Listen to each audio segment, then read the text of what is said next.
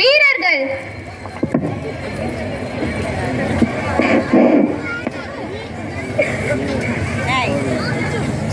அப்படியே ஆகட்டும் அண்ணா.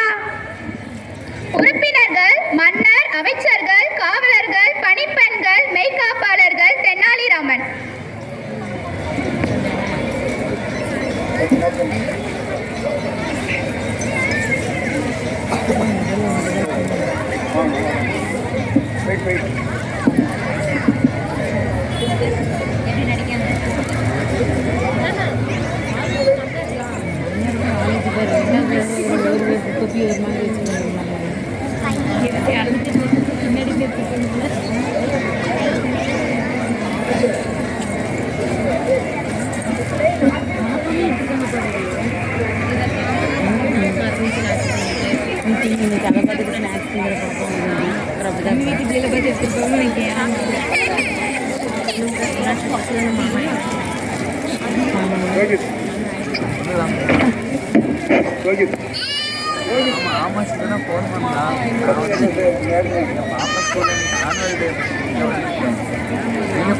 நீங்க பண்ணுங்க. நான் வந்து ஆமாம் போன நான் ஒரு வீட்டில் வந்துடுறேன்.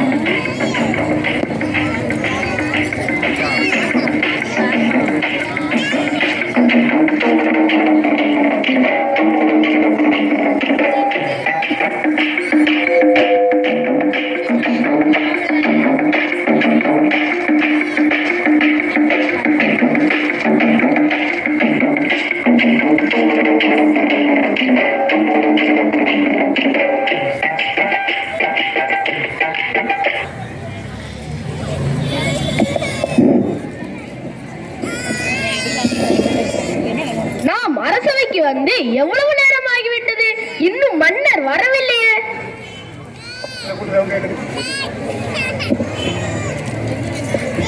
ராஜாதிராஜன், ராஜ கம்பீரன், ராஜ மார்த்தாண்டன், ராஜ குலத்திலகர் வருகிறார், வருகிறார், வருகிறார்.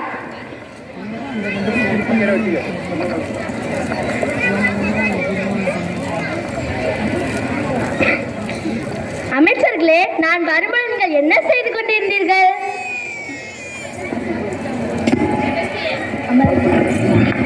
அதாவது மன்னா, அதாவது நீங்கள் வரும்போது நடனம் ஆடிக்கொண்டிருந்தோம். என்ன, என்னை விட்டு ஆடினீர்களா? என்ன தைரியம் உங்களுக்கு? அமைச்சர்களே, நம் நாட்டினில் ஏதேனும் செய்திகள் உண்டா? இதை கேட்டு இவர் என்ன செய்ய போகிறார்? மக்கள் அனைவரும் நலமாக உள்ளார் மன்னா.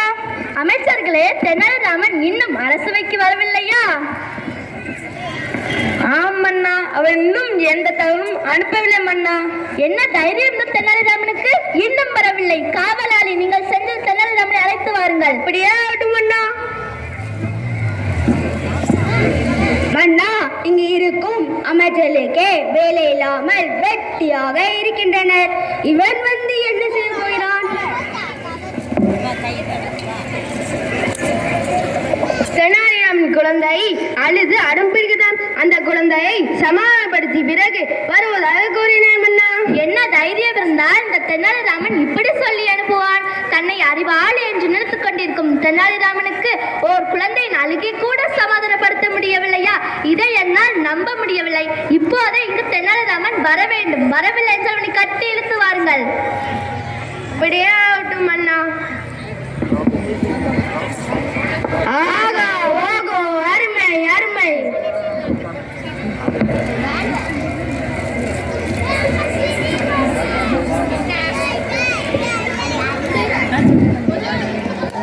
மன்னா, மன்னா, என்னை மன்னித்து விடுங்கள். எனது குழந்தை காலை விழித்தது முதல் அழுது கொண்டே இருக்கிறது. அழுது கொண்டிருக்கும் எனது குழந்தையை என்னால் சமாதானப்படுத்தவே முடியவில்லை.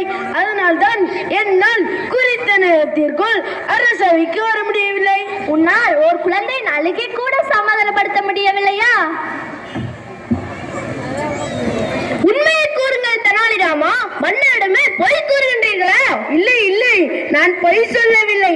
நான் நடந்தே சொல்கிறேன், கேளுங்கள். காலை எழுந்ததும் என் குழந்தை கரும்பு கேட்டது. நானும் வாங்கி கொடுத்தேன். அதை பிழிந்து சாறு தரும்படி கேட்டது. நானும் செய்து கோப்பையில் ஊற்றி கொடுத்தேன். என் குழந்தை அந்த கரும்பு சாற்றை தரையில் கொட்டிவிட்டு தரையில் ஓடும் சாற்றை மீண்டும் கோப்பையில் எடுத்து தருமாறு பிடிவாதம் செய்தது. அது என்னால் எப்படி முடியும்? அது முடியாது என்று சொன்னாலும் அது என் குழந்தைக்கு புரியவில்லை. அதனால் தான் எனக்கு தாமதமாகிவிட்டது மன்னா. ஒரு குழந்தையின் அழுகையை சமாதானப்படுத்த தெரியாத உன்னை அரசவையின் புலவென்று சொல்வதற்கே வெட்கமாக உள்ளது. உலகிலேயே கடினமான செயல் அழுகின்ற குழந்தையை சமாதானப்படுத்துவதுதான். நீங்கள் எப்போதாவது அழுகின்ற குழந்தையை சமாதானப்படுத்தியுள்ளீர்களா? மன்னரிடமே கேள்வி கேட்கின்றாயா? என்ன ஒரு ஆணவம் உனக்கு? சரி மன்னா, நான் குழந்தையாக அழுகின்றேன். என்னை சமாளிங்கள், பார்க்கலாம். என்ன, எனக்கே சவாலா? பார்க்கலாம். ஆகா ஓகோ, அருமை அருமை.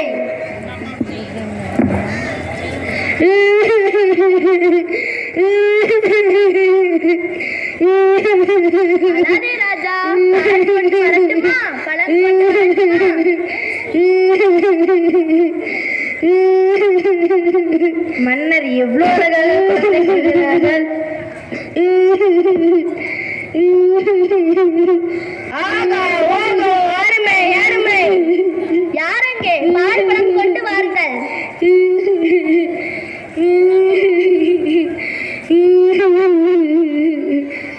இது எனக்கு வேண்டாம். இது உனக்கு வேண்டாமா? வேறு என்னதான் வேண்டும் எனக்கு சொல். எனக்கு பானை வேண்டும், கொண்டு வர சொல்லுங்கள். பானை தானே, இதோ கொண்டு வர சொல்கிறேன். காவலாளி, நீங்கள் சென்று ஒரு பானை கொண்டு வாருங்கள்.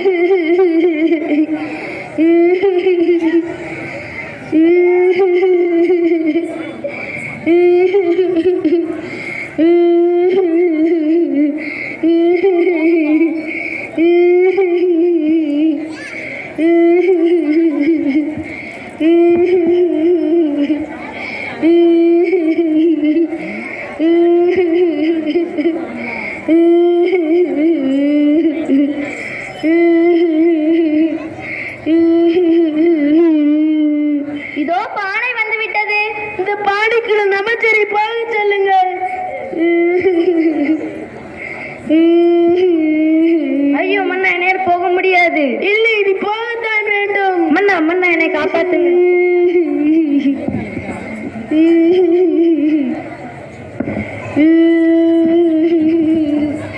அது எப்படி போக முடியும்?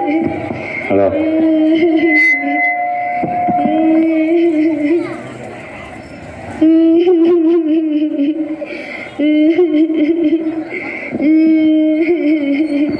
ஆகா ஓகோ, அருமை அருமை. அல்லக்கைகளா, எதற்கு வேகமாக அழுகிறாய்? பானைக்குள் அவர் போக முடியாது. வேறு என்ன வேண்டும் எனக்கு சொல். நானே குழந்தையின் அழுகை நிறுத்த முடியாமல் தவித்துக் கொண்டிருந்தேன். உனக்கு தூக்கம் வருகிறதோ?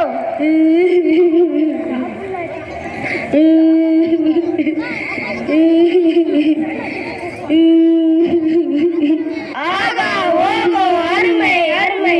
அட நிறுத்துங்கடா லகட பாண்டிகளா.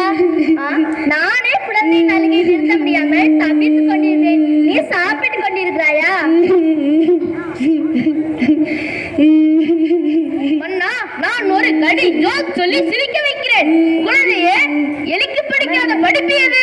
அது ஏன் என்று நான் கேட்கிறேன், என்கிட்ட கேளுங்க. அட அறிவு கட்ட மங்குடி அமைச்சர்களே, குழந்தையின் அழுகை நிறுத்துங்கடா. மன்னா, நான் அழும் குழந்தையை சிரிக்க வைக்கிறேன். பாருங்கள், அங்கே பார், காகம் காகம் பறக்கின்றன. காகனா பறக்கத்தானே செய்யும், பொடா லூசு.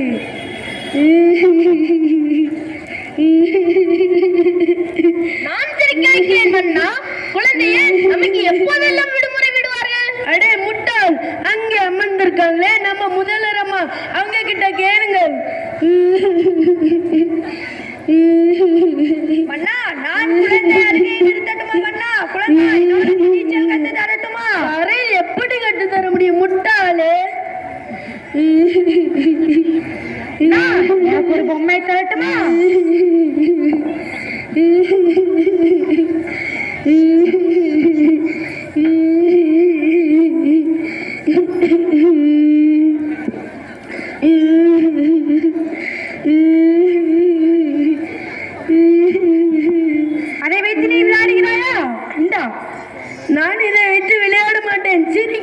மாட்டேன்.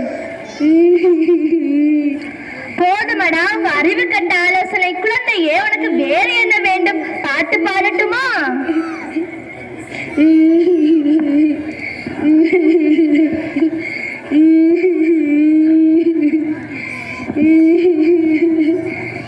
காக்கா காக்கா கண்ணுக்கு மை கொண்டு வா, குருவி குருவி கொண்டைக்கு பூ கொண்டு வா, கொக்கே கொக்கே குழந்தைக்கு பால் கொண்டு வா, கிளியே கிளியே குழந்தைக்கு பழம் கொண்டு வா.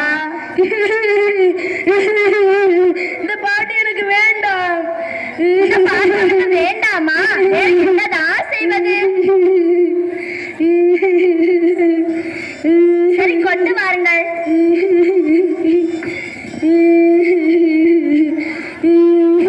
செல்போனை தென்னலிராமனுக்கு கொடுங்கள். ஐ, மகிழ்ச்சி மகிழ்ச்சி, கிடைச்சிருச்சு கிடைச்சிருச்சு. நாட்டை கலக்கும் போன் கிடைச்சிருச்சு கிடைச்சிருச்சு. வீட்டை கலக்கும் போன். ஆனா எங்களுக்கும் ஜாலி ஜாலி ஜாலி. செல்போனை கொடுத்ததும் குழந்தை எவ்வளவு மகிழ்ச்சியா இருக்கிறது. இது நல்ல பழக்கம் அல்ல. நம் நாட்டு இளைஞர்கள், இளம்பெண்கள், சிறுவர்கள், சிறுமியர்கள், ஏன் முதியவர்கள் கூட இதில் நேரத்தை செலவிட்டு பலவித உபாதைகள் அடைகின்றன. சரியானபடி பயன்படுத்த தெரியாத குடிமக்கள், இவர்களை இதிலிருந்து மீட்க ஏதாவது வழி கூறுங்களே. மன்னா, மாணவர்கள் மிக முக்கியமானவர்கள். அவர்கள் நம் நாட்டின் வருங்கால தூண்கள். முதலாவது, பெற்றோராகிய நீங்கள் செல்போனை குழந்தைகளிடம் கொடுப்பதை தவிர்க்க வேண்டும். முன்னால் நிலவை காட்டி சோறுட்டினார்கள், இப்போது செல்போன் காட்டி சோறுட்டுகிறார்கள். குழந்தைகள் கண்ணால் பார்ப்பதை அப்படியே செய்ய மாற்றல் பெற்றவர்கள். எனவே பெற்றோராகிய நீங்கள் செல்போனில் அதிக நேரம் செலவழிக்காமல் குழந்தைகளோடு சாப்பிடுவது, ஓடி ஆடி விளையாடுவது என 1 மணி நேரம் ஒதுக்க வேண்டும். உங்களால் முடியுமா மன்னா? இன்றைய சூழல் செல்போன் இல்லாமல் இருப்பதே மிக கடினம்தான். சபாஸ் தென்னலிராமா, நீ என் கண்களை மட்டுமல்ல, நமது நாட்டு மக்கள் அனைவரின் கண்களையும் திறந்து விட்டார். இனிமேல் தென்னலிராமன் சொன்னது போல செல்போனை தேவைக்கு மட்டுமே